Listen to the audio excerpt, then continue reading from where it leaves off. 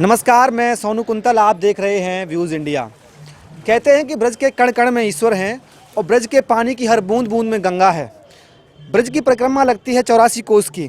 उस 84 कोस की परिक्रमा में 1300 गांव आते हैं, 12 वन आते हैं, 24 उपवन, 4 कुंज, 4 निकुंज, 4 वनखंडी, 4 ओखर, 4 पोखर, 365 कुंड, 4 सरोवर, 10 कूप, 4 बावरी, 4 तट, 4 वटवृक्ष, 5 पहाड़, 4 झूला और 33 रासलीला स्थल हैं।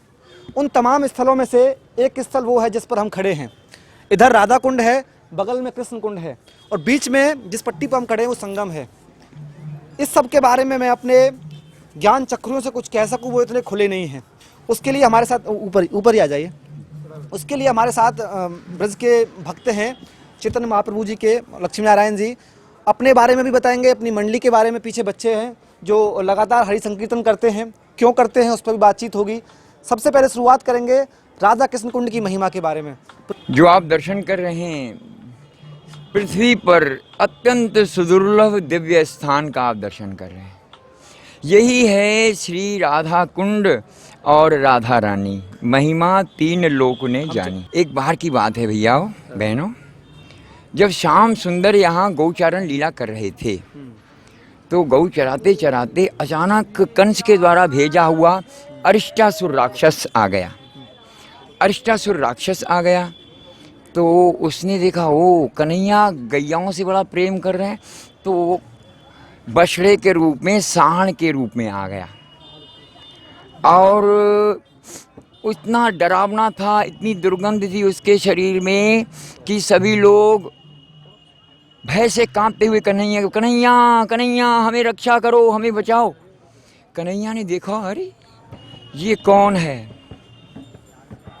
कन्हैया कौन है ये? तो उसने देखा ओ ये अरिष्टासुर राक्षस है जो सांड के रूप में आया। तो कन्हैया ने उसे मार गिराया युद्ध के द्वारा।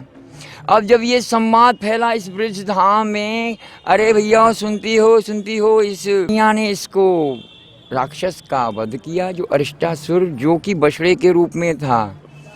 राधिका जी ने जब ये सुना वो अच्छा कन्हैया ने इसका वध किया। कहने को तो गोपाल हैं, गोपाल कहलाते हैं, गांव का पालन करते हैं,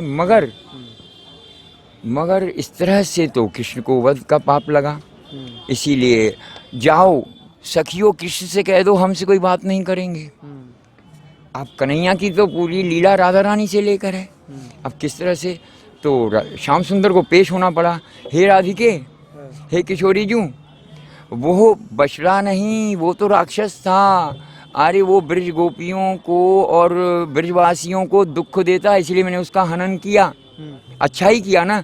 नहीं श्याम, तुम गोपाल कहलाते हो, इसके लिए तुम्हारा कार्य निंदनीय हुआ। अच्छा राधा रानी, तुम्हारी प्रसन्नता के लिए मैं क्या करूं? हे श्याम, संसार के सभी तीर्थों में जाओ और जाकर सभी तीर्थों में स्नान करके आओ। तो श्याम सुंदर बोलते हैं हे राधिके, यह ब्रजमंडल, ब्रज गोपियाँ, तुम लोग और ये ब्रजवासीगण मुझे अत्यंत प्यारे हैं। इस ब्रज भूमि का मैं कभी त्याग नहीं करता हूँ। हाँ, मैं कहीं और तो जाऊँगा नहीं, मगर तुम्हारी आज्ञा के लिए हे राधिके देखो मैं ये सभी तीर्थों को प्रकट करता हूँ। ये श्याम कुंड दिखाइए। उसी समय श्याम सुंदर ने इधर दिखाइए, अपने बाएं श्री चरण की जोर से प्रभु ने जोर से आघात किया। हे तीर्थ समूह आओ आओ, इस तरह से जैसे किया सभी तीर्थ समूह प्रकट हो गए। हे श्याम सुंदर, हम आपकी आज्ञा को मस्तक पर धारण करके आए, प्रभु आज्ञा करिए। श्याम सुंदर की मंशा जानकर यहाँ जल रूप में प्रकट हो गए। श्याम सुंदर ने यहाँ पर स्नान किया और गर्व के साथ बोले हे राधिके, जिस तरह से मैं भक्तों के पाप शीघ्र हरता हूँ, जिस तरह से लोकहित के लिए शिव जी ने विष का पान किया और जिस तरह से हमारे बलदाऊ जी गौओं को आनंद दान करते हैं, उसी तरह ये हमारा श्याम कुंड शीघ्र पाप हरेगा। बोलिए श्री श्री श्याम कुंड की। अब श्याम सुंदर चाहते हैं राधा रानी का कुंड नहीं होने से मेरे कुंड की महिमा कौन बढ़ाएगा? हाँ जी। तो श्री श्याम सुंदर हे राधिके, श्याम सुंदर ने कटाक्ष किया, हे राधिके मैंने देखो ना कितना सुंदर तीर्थ बना लिया जगत हित के लिए, तुमने क्या किया? सखियों को बड़ा संकोच हुआ, राधा रानी को भी। तब सखियों बोला हे श्याम, हम भी हमारी प्यारी सखी के लिए एक सुंदर कुंड बनाएंगी जो तुम्हारे कुंड को भी आकृष्ट करने वाला होगा। राधा रानी जब कंगन से रज को हटाया, सखियों ने इससे विस्तार किया, तब श्याम सुंदर की आज्ञा से इसमें संपूर्ण तीर्थ समूह प्रकट हो गए। इस तरह से राधा कुंड श्याम कुंड को, राधा श्याम सुंदर के तो प्रेम में नयन, उनने जब इस राधा कुंड को देखा तो साक्षात राधा रानी का ही स्वरूप है राधा कुंड। बोलिए राधा कुंड धाम की। ऐसी अपूर्व महिमा को देखकर श्याम सुंदर बोलते, हे राधे, जिस तरह से तुम मुझे अत्यंत प्रिय हो, इसी तरह से तुम्हारा राधा कुंड मुझे तुम्हारे समान अत्यंत प्रिय होगा। मैं यहाँ पर नित्य जल केली करूँगा। इस तरह से श्याम सुंदर ने बोला। राधा रानी ने बोला, हे श्याम, मैं भी तुम्हारे इस कुंड में नित्य स्नान करूँगी जहाँ तुमने अरिष्टासुर का मान मर्दन किया है। इस तरह से अष्टमी तिथि थी, पुष्या नक्षत्र था, रात के 12 बज गए। उसी समय युगल आरती का आयोजन हुआ, लता सखी ने किया। पास में श्री लता कुंड है, लता सखी ने बनाया। इस तरह से यहाँ पर ब्रजवासी लोग राधा कुंड श्याम कुंड को ही राधा कृष्ण का उपासना करते हैं, उनको मानते हैं, उनके प्रेम में विभोर रहते हैं। यह राधा कुंड श्याम कुंड ही पृथ्वी पर राधा श्याम सुंदर हैं। जय जय श्री राधे। ये आपकी कीर्तन मंडली है, इसका क्या उद्देश्य है? हमारा ये मंडल का उद्देश्य, हमारे गुरुजन आज्ञा कर गए कि ये जो हरिनाम है, हरिनाम, ये जो प्रचार, प्रेम का प्रचार है, चैतन्य महाप्रभु इस प्रेम को प्रचार को जगत में किए और अपने भक्तों को आज्ञा किए, पृथ्वी में जितने भी नगर और ग्राम हैं वहाँ पर हरे कृष्ण महामंत्र का जो प्रचार करेगा वही मेरा प्यारा भक्त होगा। तो अब उनकी आज्ञा को पालन करने के लिए, हमारे गुरुजन की आज्ञा को पालन करने के लिए हमारे बच्चों को भी ये बहुत बड़ा लगा, आकर्षक लगा हरे कृष्ण महामंत्र, राधा कृष्ण नाम। इसीलिए हम लोगों से जुड़ गए हैं और ये भी इनने भी संकल्प लिया है कि इस हरे कृष्ण महामंत्र को जगत के उद्धार के लिए पूरे ब्रज में, यहाँ तक विदेश में सब जगह फैलाएंगे, क्योंकि जीव दुखी है और सुख का और कोई रास्ता नहीं है। ये जो सुख के साधन है हमारे पास, धन वैभव, ये भी क्षणिक हैं। इसीलिए हमको कोई नित्य वस्तु चाहिए, क्योंकि हम नित्य हैं, हम नित्य हैं, हमें अनित्य वस्तु सुखी नहीं कर सकती।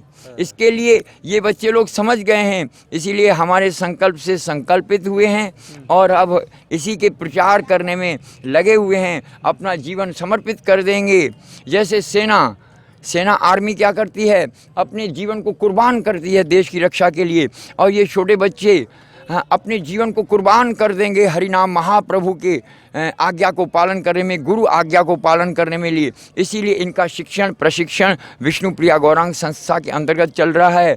आप सब लोगों का स्नेह आशीर्वाद की आवश्यकता है, उसके बिना तो हमारा सफलता होगा नहीं। तो हमारा उद्देश्य ये है कि हम गांव-गांव जाते हैं, घर घर, जो शायद किसान लोग हैं, जो बेचारे गरीब लोग हैं, जो बेचारे कभी जीवन में संकीर्तन नहीं कर पाते हैं। क्यों नहीं कर पाते हैं? क्योंकि किसी को तुम टीम को बुलाओगे ना तो वो क्या है 11,000 मांगेंगे, 5100 मांगेंगे, और हाई कॉस्ट मांगोगे तो 1 लाख, 1.5 लाख, 2 लाख, इस तरीके से टीम आती है कीर्तन करने के लिए। तो भैया ने हमें विचार दिए कि क्यों ना मनोज, अपना काम तो चल ही रहा है, ऐसा तो है नहीं हम भूखे रह रहे हों, हम दिन में तो पूरे दिन काम करते हैं। मैं और भैया पेंटिंग बनाते हैं बहुत सुंदर, तो ये भैया डीग से ये कपड़े सिलते हैं, पूरे दिन हमारा काम रहता है। चित्रकार हैं आप? जी जी जी। तो पूरे दिन हम काम करते हैं, उससे हम अपना घर गृहस्थ चलाते हैं। उसके बाद जो शाम को 5 बजे हम फ्री हो जाते हैं, उसके बाद हम अपनी टीम को लेते हैं, जो छोटे छोटे बच्चे हैं उनको लेकर के हम घर जाते हैं। उनकी पढ़ाई में भी इस चीज़ से डिस्टर्ब नहीं होता है, क्योंकि वो पूरे दिन पढ़ सकते हैं, उनका उद्देश्य पढ़ाई का हो तो पढ़ भी सकते हैं वो बच्चे। तो उनको हम लेते हैं और जिस घर में जाते हैं जो बेचारे कभी जीवन में वो कीर्तन नहीं करवा सकते। मेरा नाम दीपक है और भैया हमारे डीक से हैं, हमारा पूरा ग्रुप है और हम सभी ये चाहते हैं हरि नाम का प्रचार हो निःशुल्क घर घर में। और आप निःशुल्क करते हैं? जी निःशुल्क करते हैं, कोई भी चार्ज नहीं लेते। और हमारी आशा है हम दूर दूर तक जाएं और हरे कृष्ण महामंत्र का प्रचार करें। हमारे भैया हैं, ये सहायक हैं, इनकी बिटिया है। आपकी बिटिया का नाम क्या है? डॉली बिटिया है, आज आई हैं। आप कुछ बोलना चाहेंगे? हाँ जी, मैं ये बोलना चाहूँगा, जो हमारा ये संकीर्तन मंडल है, ये चैतन्य महाप्रभु के संकीर्तन को दूर दूर तक गांव-गांव में देश देश में फैलाना चाहते हैं, जिससे कि इनका प्रचार प्रसार होता रहे और हमारे सभी साथी लोग, हम सभी लोग और गुरु जी की कृपा से सभी संकीर्तन का आनंद लेते रहेंगे और सभी ब्रजवासी इसमें भाव विभोर होते रहेंगे। बोल राधे कृष्ण।